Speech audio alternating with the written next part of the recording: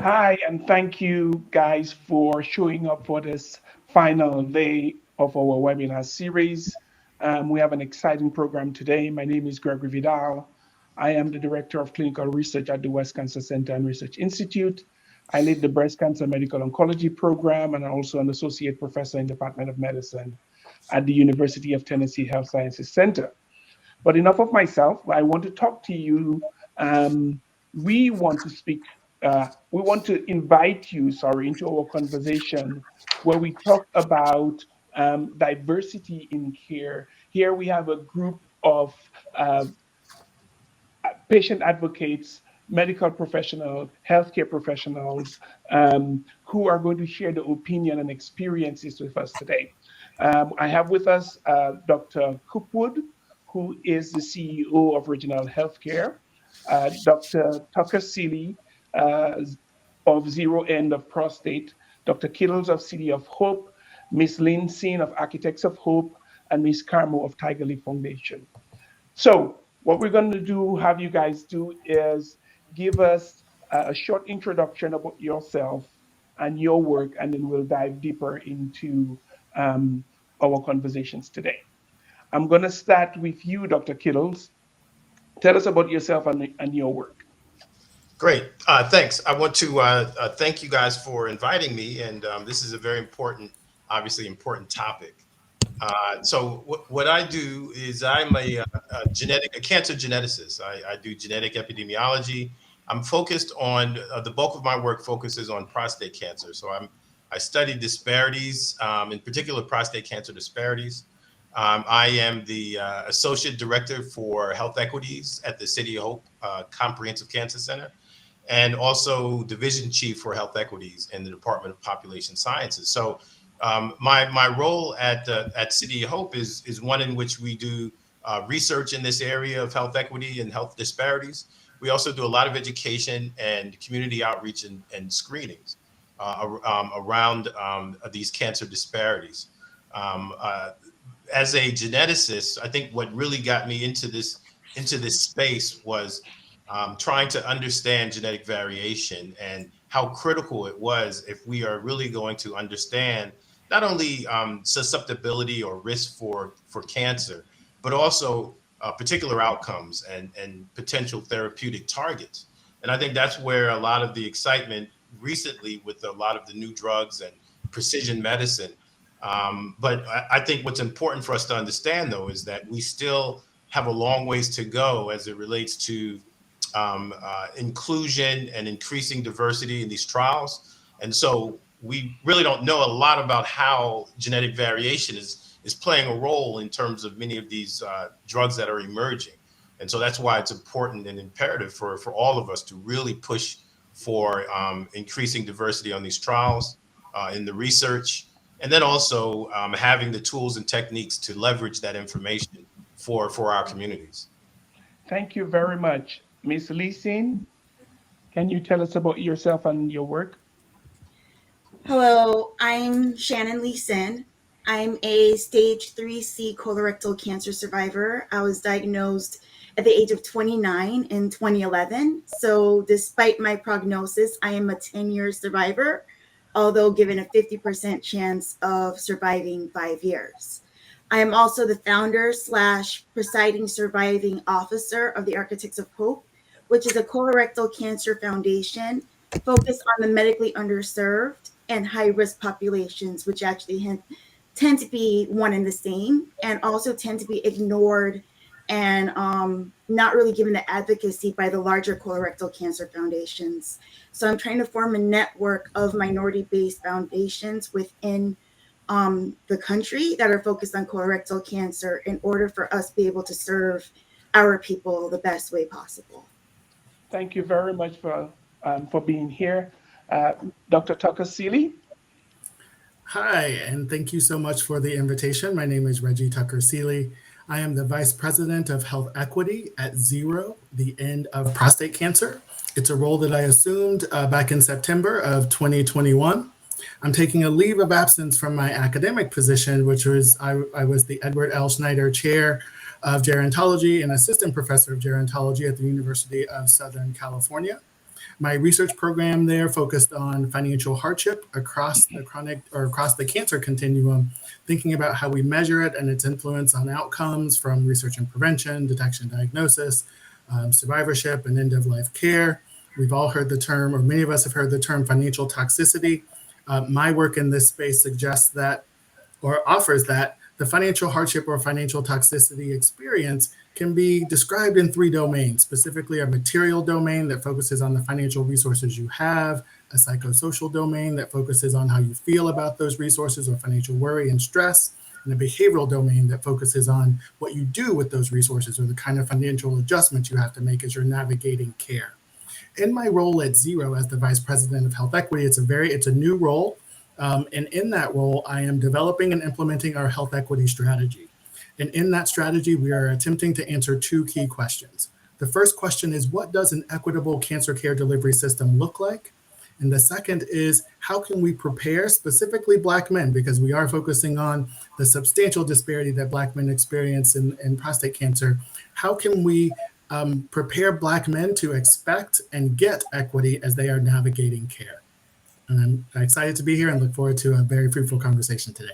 Thank you. Thank you. I know we could go on forever. Dr. Coopwood, tell us about your work and yourself. Well, thank you, Dr. Vidal, and for the invitation. Thank you all for joining in. I'm Dr. Reginald Coopwood. I'm the president and CEO of Regional One Health. It's a safety net health system in the city of Memphis. We serve West Tennessee, Northern Mississippi, and Eastern Arkansas.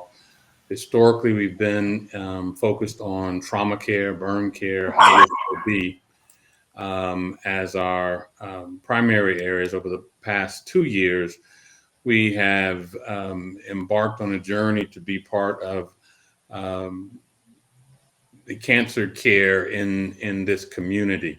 Historically, because of Memphis is a city of about 60% African-American, high poverty rate, high uninsurance rate, and cancer care is an expensive proposition for a health system to get into, and so we had not gone into the care of cancer, but we realized that if we don't get into the care of cancer as the safety net facilities, there are people within our community, within our region, who are missing out on getting high quality cancer care. So we made the decision with partnering with West Cancer Center here in Memphis, and we also are growing a relationship with the Department of the Division of Oncology with the University of Tennessee. So it's glad to be here. We're more than happy to share how we want to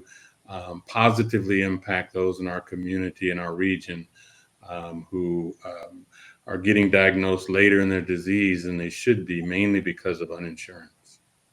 Thank you very much for that. And Ms. Karmo, tell us about yourself and your work.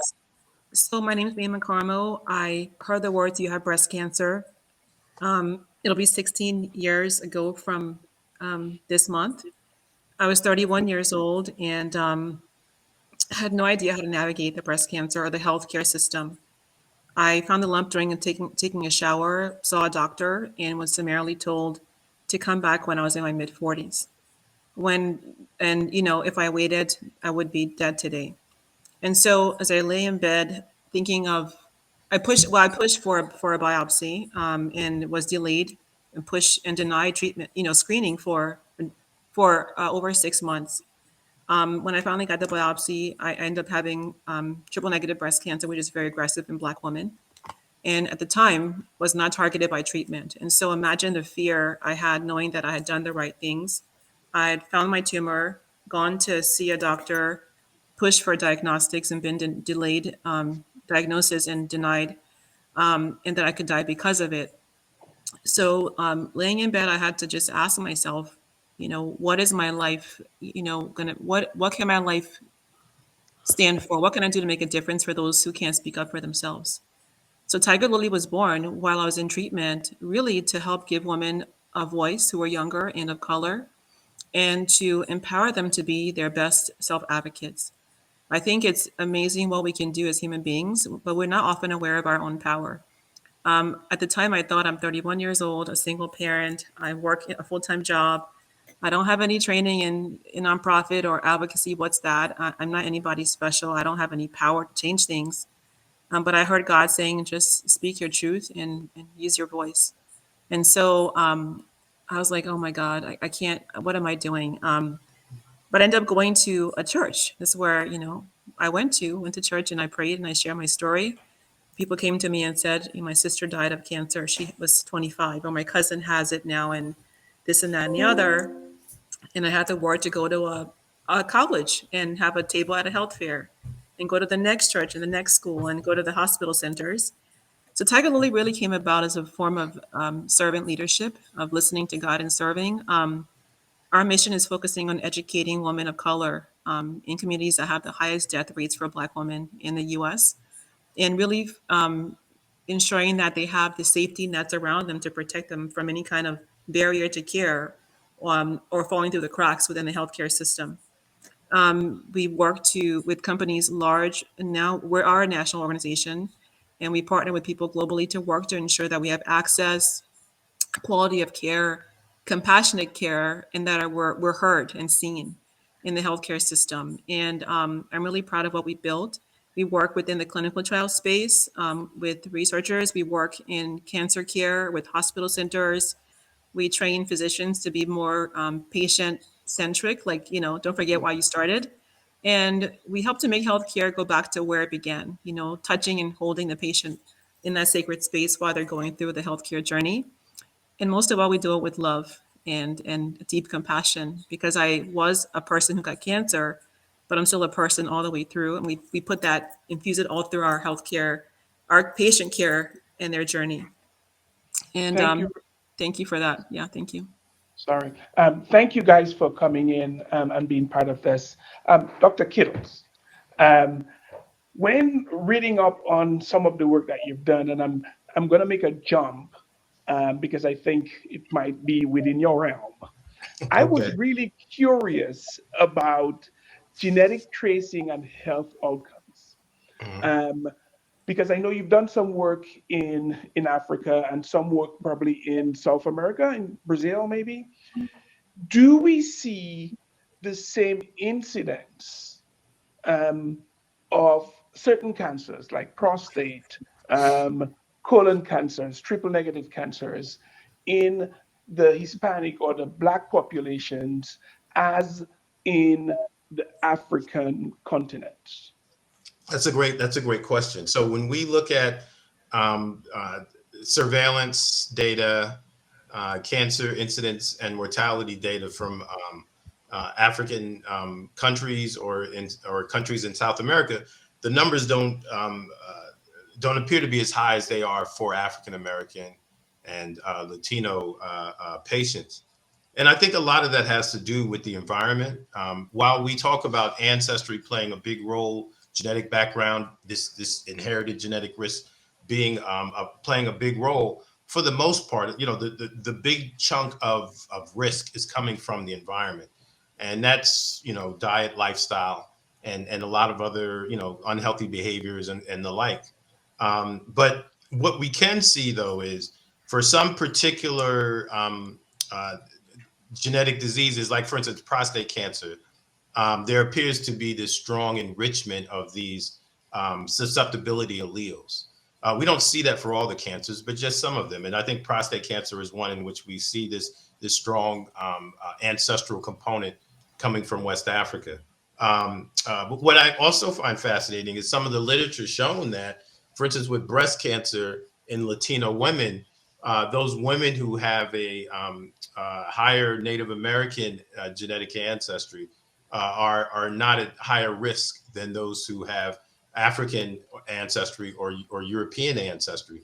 And so that would suggest that maybe there may be some protective alleles or protective genes that are common in Asian or Native American populations. And so that's what there's several groups right now looking at that to see sort of if there is this enrichment of either these susceptibility alleles or these protective alleles. And I think it's pretty cool because what it allows us to do is tease apart, because tease apart our patient's sort of genetic background.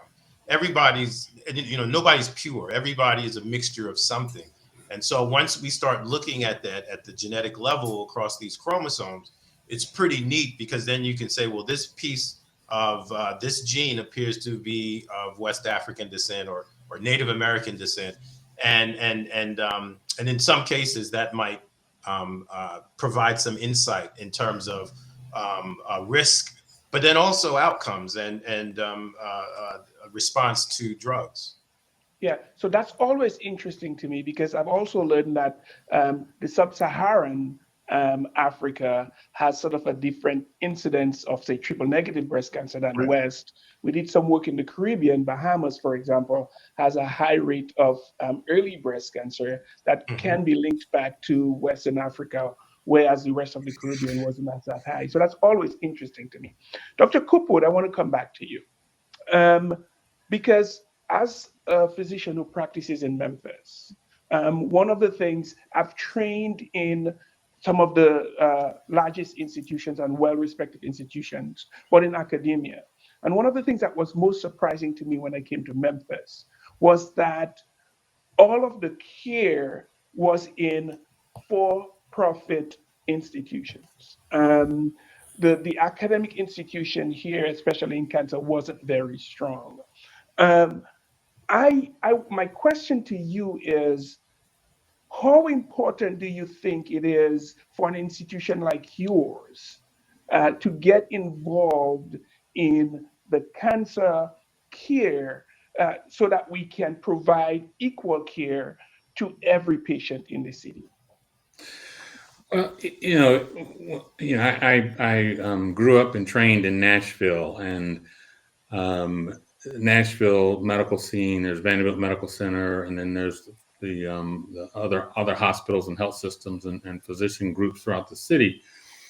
And that academic medical center within Nashville kind of set the bar for the standards in cancer care and heart care and other areas. When I came to Memphis 12 years ago, I did not find, as you described, that in Memphis. You had private hospitals out there participating in cancer care. You had private for-profit groups who West has probably the leading reputation in cancer care in the community. And what's missing and what has been missing and what we're trying to work through is that true academic medical center where we're able to deliver that highest level of care in settings that in the inpatient settings and the outpatient settings where that high level of care can be provided to all citizens. And so as we seek to transform, so we're coming from a safety net hospital that historically has been considered just for the poor, just for African Americans because of the high population of African Americans, our community, where their hospital that historically have been assigned to, and I hate to say it like that, but that's true in the culture of the city, was not providing cancer care. And so where we decided and I'm a surgeon by training, and that's what I did when I practiced in Nashville was cancer surgery, cancer survivor, prostate cancer survivor. And I saw what was missing in this community. And that's when we started having these conversations with West. Is there a way to partner with a private cancer center to be able to start developing that within the health center that historically is there for the underserved? And a considerable amount of investment needs to be made. One of the, when you look at 340B across the nation, there's hospitals who have kind of questionable eligibility for 340B, but a hospital like Regional One Health is kind of the poster child for 340B. Sorry, can you explain what 340B is? Well, 340B is a program where hospitals that have high uncompensated care can be eligible to buy drugs at a significant discount and be able to get reimbursed at normal rates. And so and the intent is for those institutions that, because of their high uncompensated rate, have significant financial challenges. This allows organizations such as ours to be able to be reimbursed at a commercial rate for a drug that we bought on a discount. And those margins that are created through the 340B program with the intention of reinvestment into those populations to make sure that they're able to get high quality care. So when we are doing providing cancer drugs, infusion, these drugs are getting more and more expensive as they get more and more specific to the disease, to the genetic specificities that are coming out of research. These drugs are getting more expensive, and the more expensive they get, the less available they are to poor communities. And so I feel we're in a very sweet spot to be able to leverage what we're doing, to be able to leverage this program that was meant for hospitals like ours to provide the best cancer care for communities of color and communities of uninsured. It's a journey. It's not easy, but this is the process that we're on, and I think we have seen significant amount of success. And in our region, our mortality rates and our incident rates are higher than some of the other areas in this country, and it's important for us to be in this space, do it right, and to provide the same level of care that one gets if they go to the private hospital in the most affluent part of the city. Thank you very much for that. Ms. Lee-Sin, talking about provision of care, especially for the underinsured, uninsured, part of your journey, and you speak about that, your particular situation you feel influenced your diagnosis. Can you talk to us a little bit about that and what you learned from that? So just to give a little synopsis, prior to my diagnosis, I started displaying symptoms at first in high school. I was 17 or 18 years old.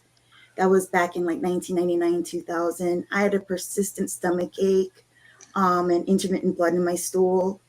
I was diagnosed with a stomach ulcer, and there was no endoscopy performed at that time. And then later in 2006, I was pursuing my bachelor's in architecture in Jamaica.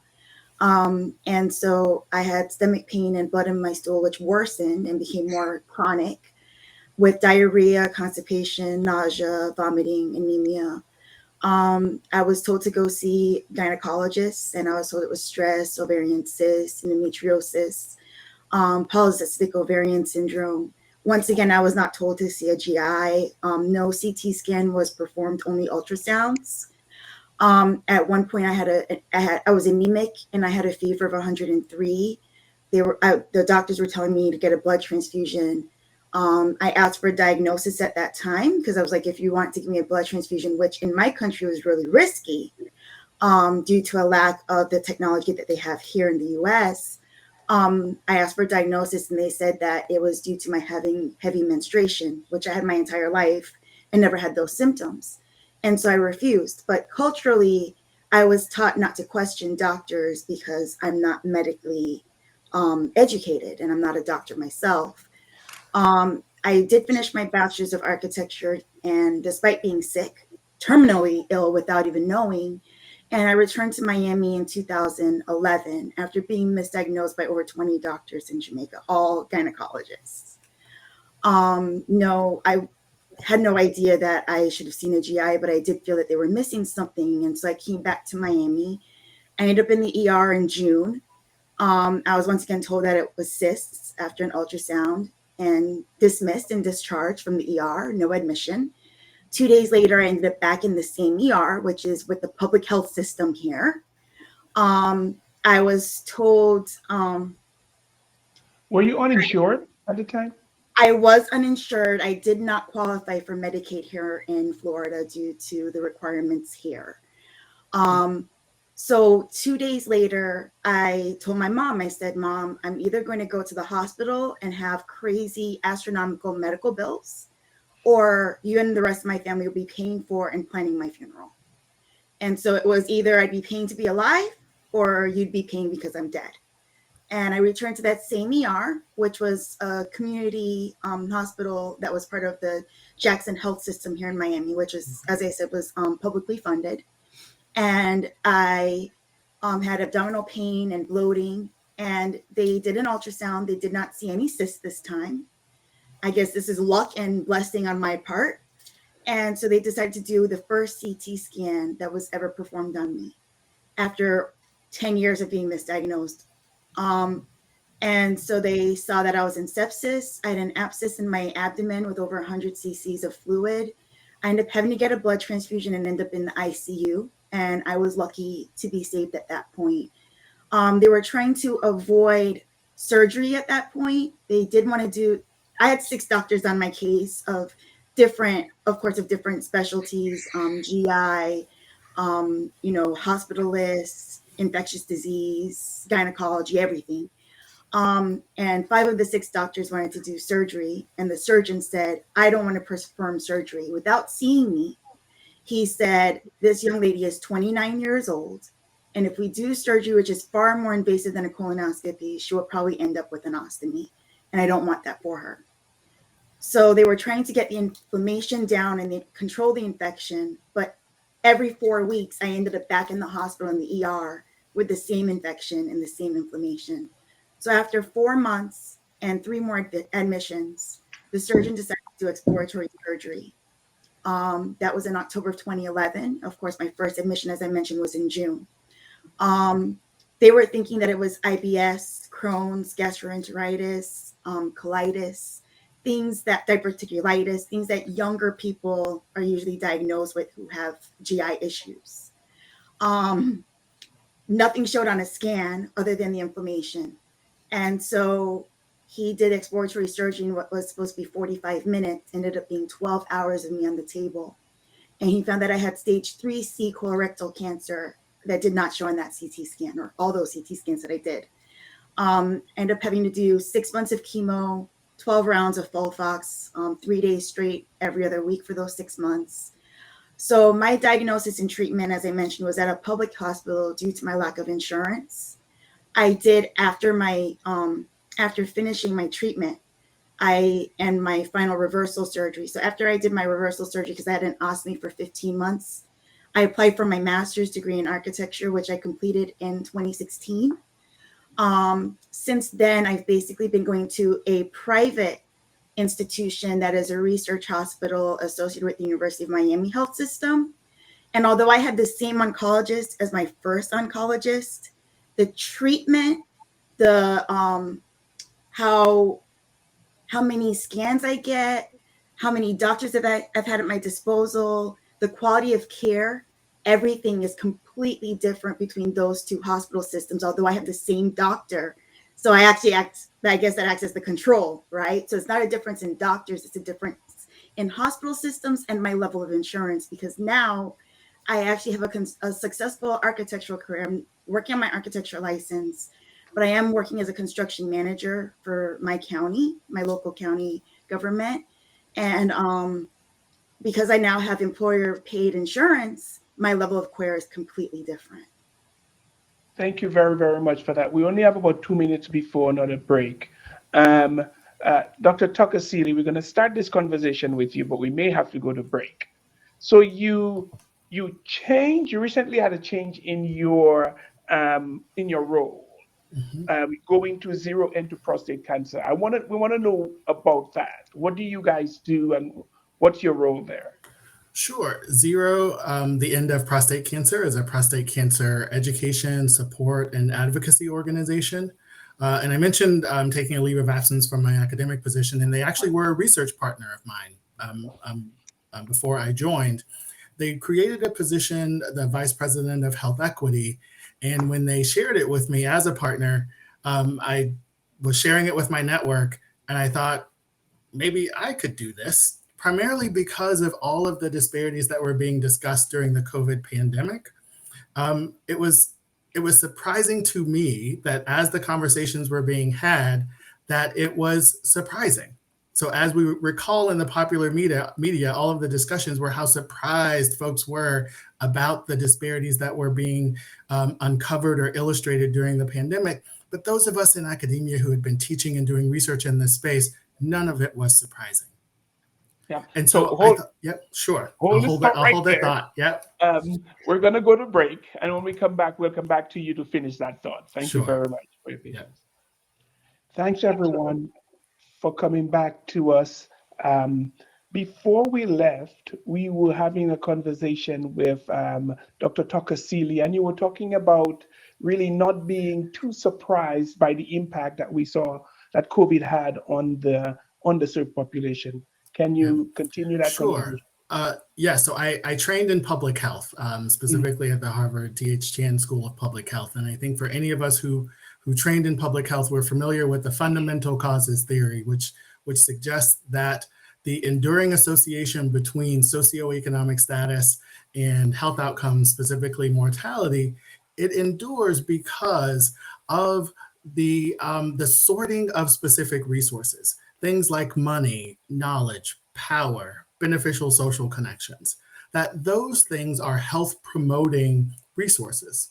And regardless of the health outcome, that shapes how and whether people have those health promoting resources and are able to protect themselves from things like chronic disease and infectious diseases. And so for those of us who study these factors, it wasn't a surprise. But the fact that it was presented as a surprise or a shock told me that those of us in academia, we are not doing as good enough a job as we could or as we should to sort of getting our message out. So, and we also saw during this period several organizations creating health equity positions at the senior leadership level.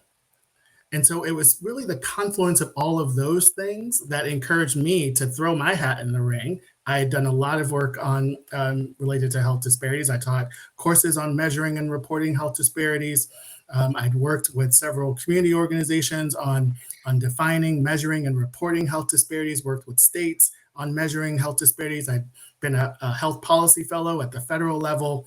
And so I thought this was an opportunity for me to take all of those experiences and try to work closer to communities that are indeed experiencing health disparities. So when this position became open at Zero, one of my research partners, I decided to jump on it. So is the plan to move back at some point or make this a permanent role? You don't have to answer. Miss Karmo, thank you for waiting so patiently. So I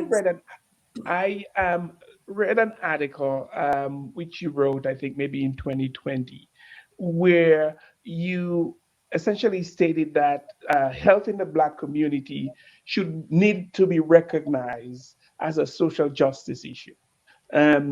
Explain to me what you mean by that. It means so many things. It means that, so I'm from West Africa, Liberia, and there's social unrest there. When you come to this country, you're coming to a place of golden streets and, this different level of respect and justice and equity. And the way I've seen Black people treated in the world and overall in health equity is just abhorrent. Shannon talked about how she was, my dogs agree as well. She talked about, they're like, yes, holla. Talked about how she was, saw 20 plus doctors, whatever, and ignored. And I've seen patients of color see doctors and been delayed for, up to 6 years. I have one patient who's metastatic now. She saw her first doctor when she was in her 20s, and they ignored her for 6 years until her nipples were bleeding nipples before they took her seriously. And by the time she was metastatic. So much like civil rights in this country, health equity has to be an issue that's social justice focused. It cannot be just about, be arbitrary. We have to hold people accountable to ensuring that, allergies, ensuring that equity is in place people are held accountable for not being equitable. They're defunded and they are restricted. They are in some way penalized or given incentives for being socially just. Um, Black women in breast cancer, Black women die at a 40% higher rate than their white counterparts from breast cancer. And I see women every day who are of color who have the same story. They're delayed, they're denied, they're dismissed. And this is not just in the Black breast cancer space, it's across the Black community in healthcare. And so until we make it an issue that is a social justice issue, or until we make sure that there are legal repercussions for those who don't take our lives seriously, it really won't change. It can't be an arbitrary FDA guideline recommendation.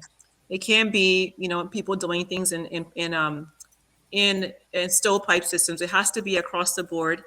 Here's the law. Here's what has to happen. We have to all come behind that to ensure equity in our lifetime. And so, we launched our inclusion pledge in 2019, and we held people accountable. We said that if you have to be anti-racist, not just saying that you support Black people and checking the diversity box is not enough. Either you're anti-racist or you're a racist.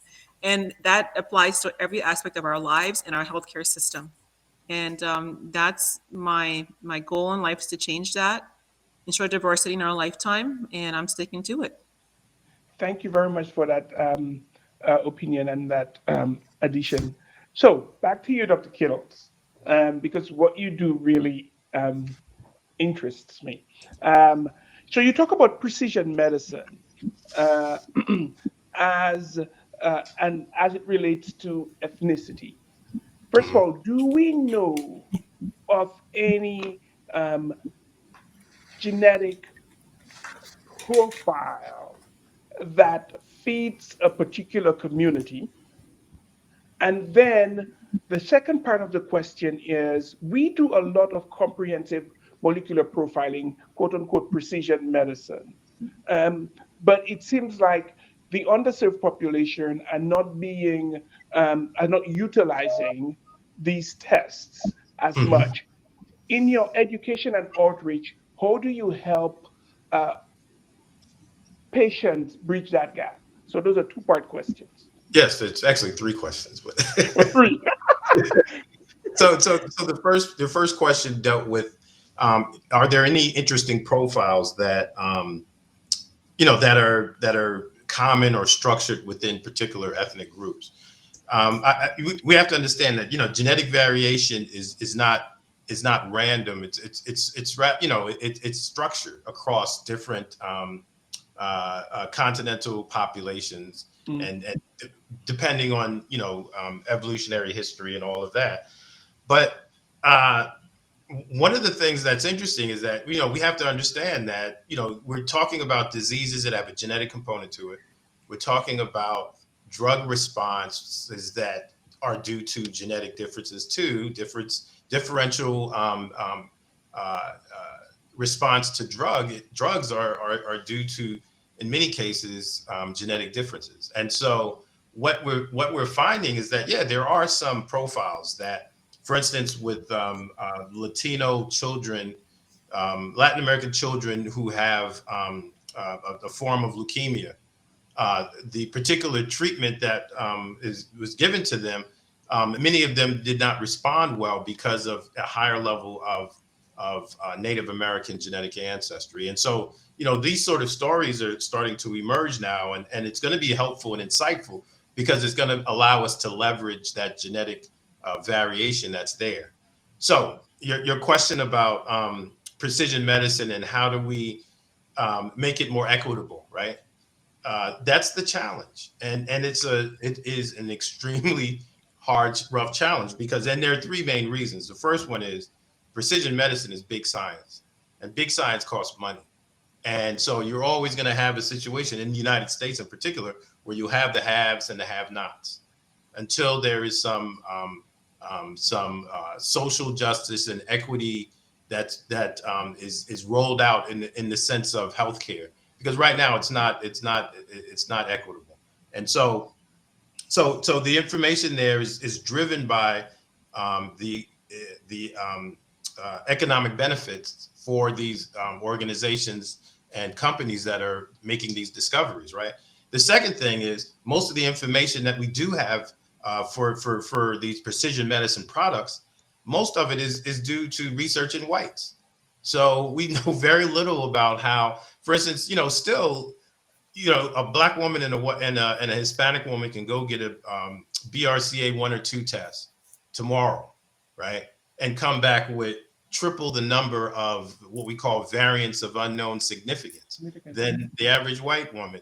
And so that anxiety that's there, that also creates a space where folks don't necessarily appreciate precision medicine or have the level of respect that they should, because of this anxiety of not knowing, because of your genetic background. Do you see what I'm saying?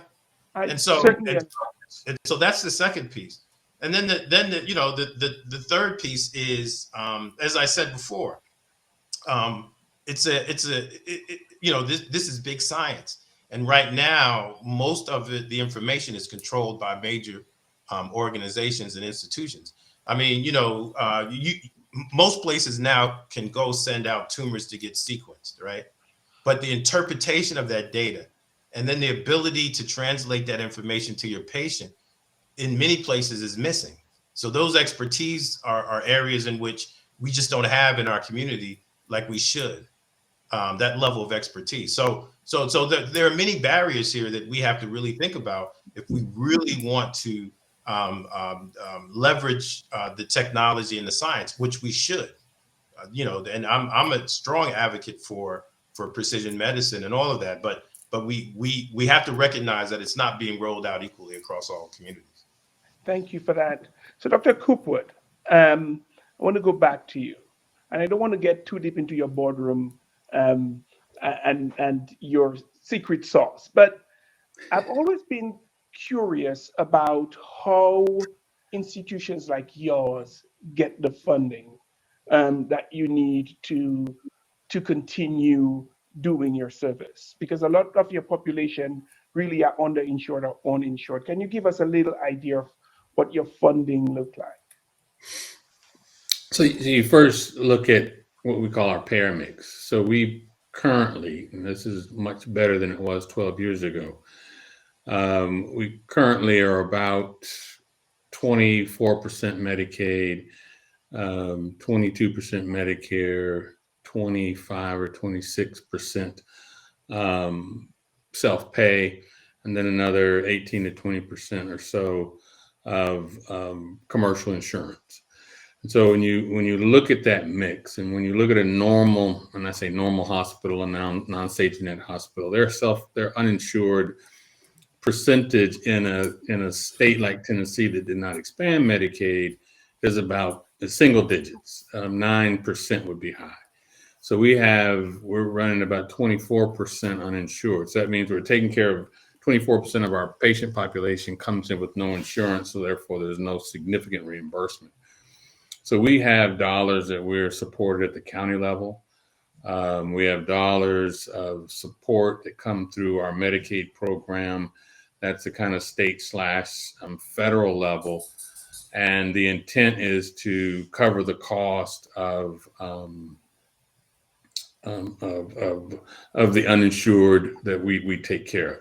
Doesn't completely cover it all. We know Medicaid is underinsurance. And so when you have, almost 48% of people who are underinsured or uninsured, it becomes a difficult math equation to make the organization work.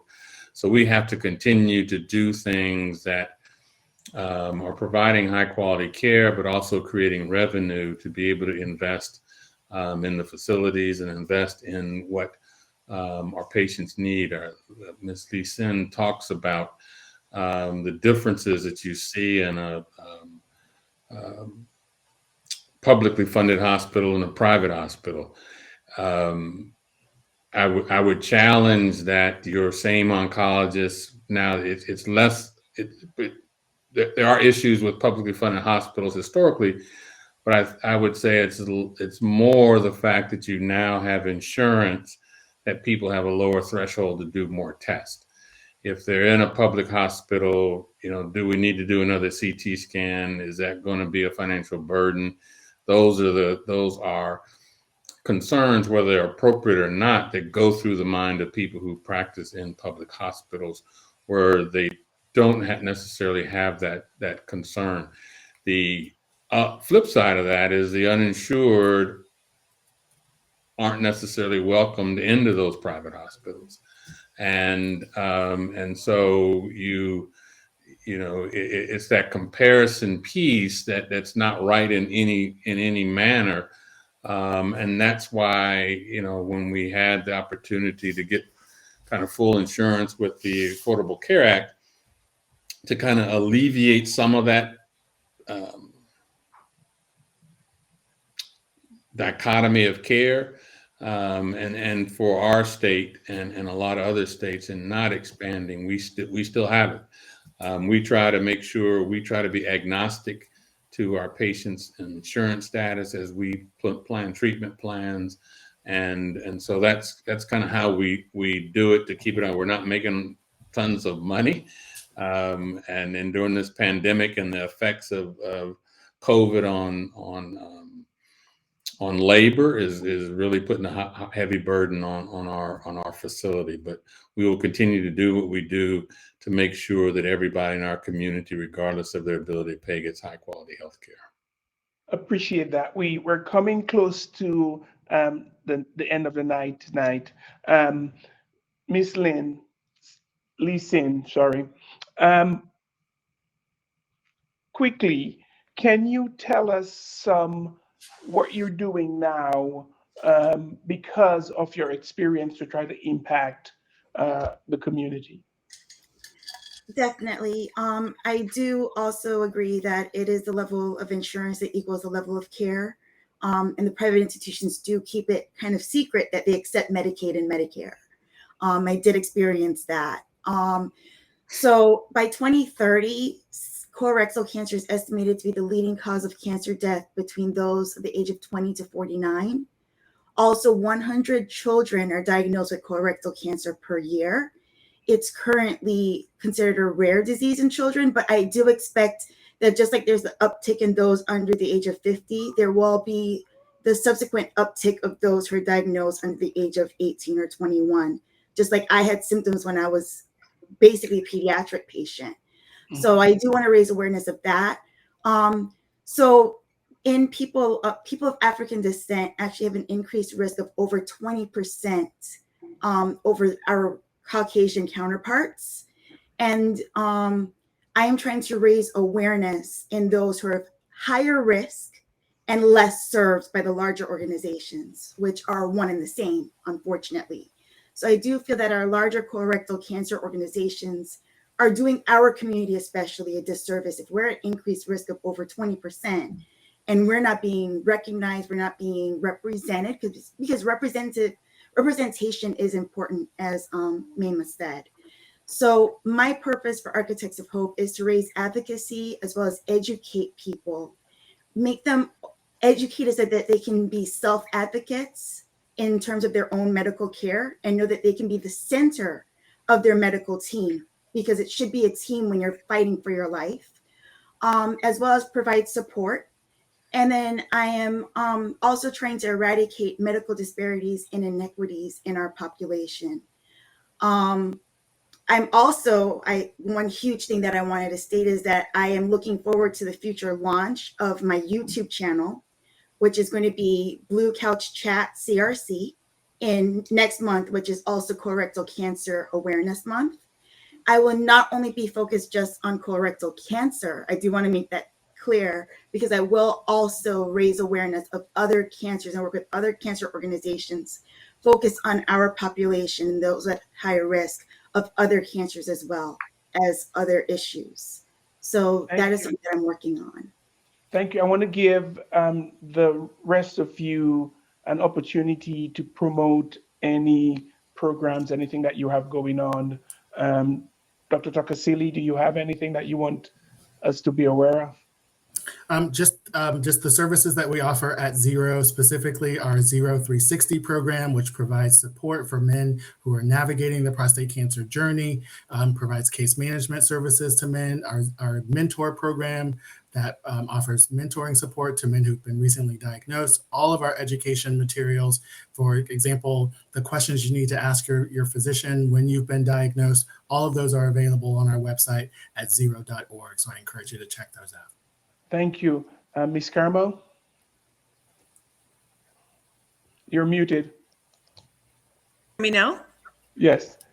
Yeah. How much time do I have? Okay. So my core thing is very short seconds. Go ahead. my core thing is to force multiply. I want to see more Black and Brown women as leaders and experts in the healthcare ecosystem. I want to work to ensure we eliminate barriers to care for Black and Brown patients. I want also to ensure that we do that through our educational work, our Angel Advocacy Program. We do equity work through our Inclusion Pledge, and we provide patients with wraparound support services to support them through any barrier they have to overcome that and to live healthier, happier, and have a higher quality of life throughout their life and healthcare journey.